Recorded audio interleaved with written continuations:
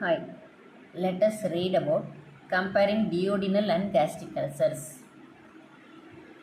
There are four headings under this: duodenal ulcer and gastric ulcer. Incidence, signs and symptoms, and clinical findings.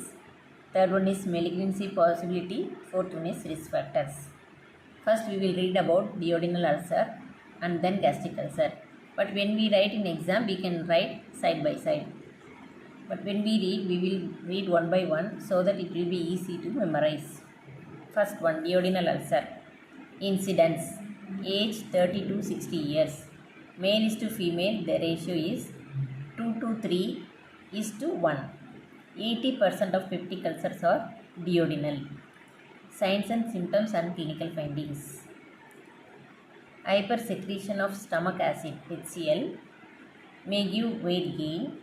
Pain occurs 2 to 3 hours after a meal, often awaken between 1 to 2 am. Ingestion of food relieves pain. Vomiting uncommon. Hemorrhage less likely than with gastric ulcer, but if present, melena more common than hematemesis. More likely to perforate than gastric ulcers.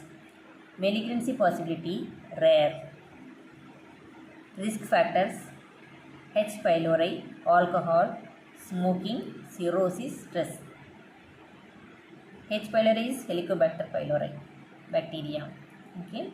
Then now gastric ulcer.